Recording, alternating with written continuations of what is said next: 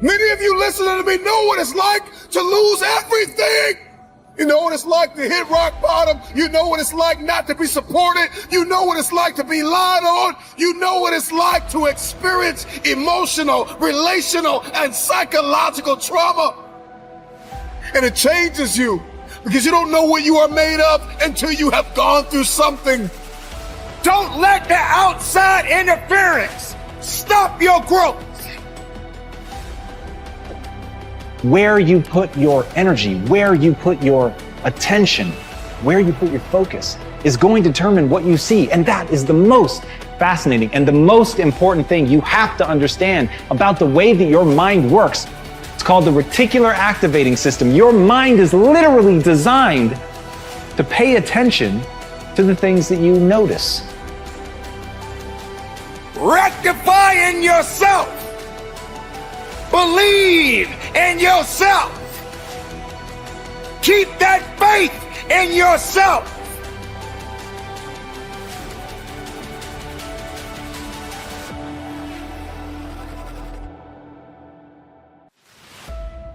We are all under the law of our own consciousness, our own thoughts, and only we attract specific experiences to us by the way we think. When you change your thinking process, then everything in your life will also change. You will be amazed and delighted to see how people, places, things, and circumstances can change. Blame is just another negative affirmation, and you do not want to waste your precious thoughts on it.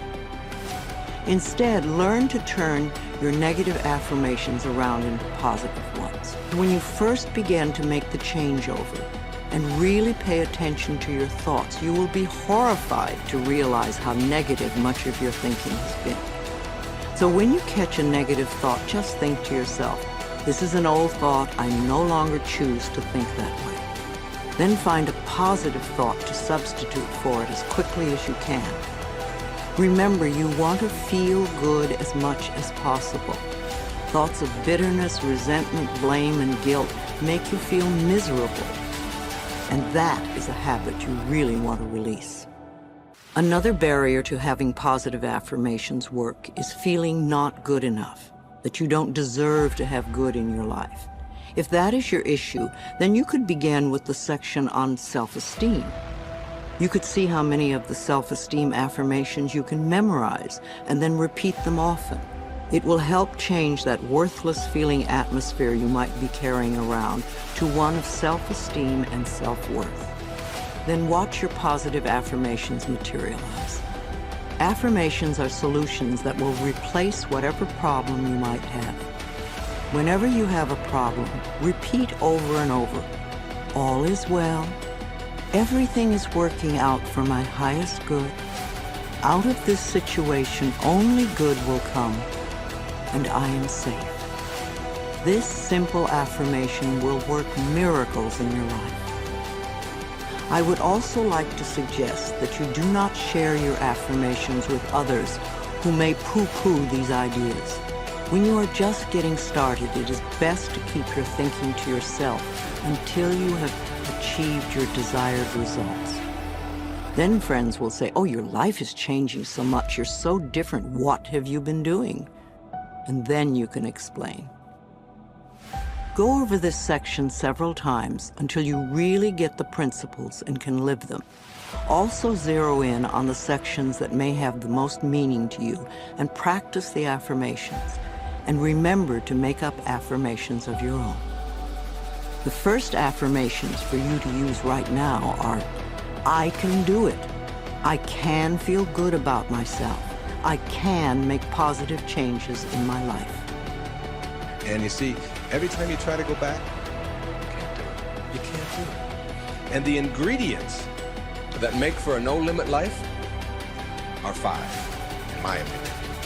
The first is quality rather than appearance. You begin to change your thinking from appearances and how things look and how other people view me, okay? Because every time you find yourself upset in life about anything that anyone else has said, what you're really saying is what you think of me is more important than what I think of you. So you change from appearances to what I call quality thinking. Quality. What is the quality of my life? Rather than how does it appear to others? Now, do you tell yourself that because my friends don't like me, that means there's something wrong with me? No, that's what you have to learn. That another person's opinion is just that. It's their opinion, and that's all it is. Every time you are upset, or your children are upset, because of what somebody else says about them, including their peers, what you are really saying in that moment, and this is really important, what you're saying is, what you think of me is more important than what I think of myself. And you must never give anybody that kind of power and control over you, because they will always have it. The funny part about approval, for those of you who really want it, now I'm here to tell you that I like approval. I enjoy it. I find it one of the most exciting things in the world. I like it when people read my book. I love it when people applaud. I like it when people tell me nice things and all. I like approval. I'm the first one to admit it. What I don't do is I don't need approval. There's a big difference between wanting approval and needing it. When you need approval, it means you become immobilized when you don't get it, from making other people's opinions more important. Now, for those of you who say, yeah, but I want approval and I need it, and if I don't get it, and so on, then understand this. The people who get the most approval in life are the ones who care the least about it. And the ones who get the least approval are the ones who are always going after it. So if you want approval in this paradoxical way that I'm talking about it, stop needing it. Stop concerning yourself about it. Ask yourself, who gets the most approval in life? Think of the person that gets the most approval, and you'll see that that person couldn't care less what other people are thinking. They're so busy being, they don't have time to notice what their neighbors are doing. Thoreau said this, he said, if you advance confidently in the direction of your own dreams and endeavor to live the life which you have imagined, you will meet with a success unexpected in common hours. What that means is that success is not something that you can get in life. Success is an inner process. Success is something that you bring to everything you do in your life. It isn't something you get out of what you do. And when you get that, and you learn how to get the junk out, and advance confidently, doing what makes the most amount of sense to you based on your inner signals and the one issue of morality, which is you never interfere with anybody else's right to do the same. Each person has their own right to advance confidently in the direction of their own dream. And when you violate that, you're violating the principle of the universe, the essence of the universe, which is cooperation and harmony.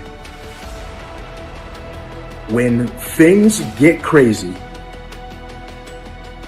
make sure that you don't get crazy too.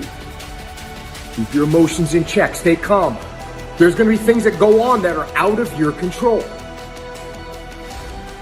The worst thing you can do is let something that's out of your control control you. Get control of yourself. Get control of your emotions. Don't get angry. Don't get frustrated.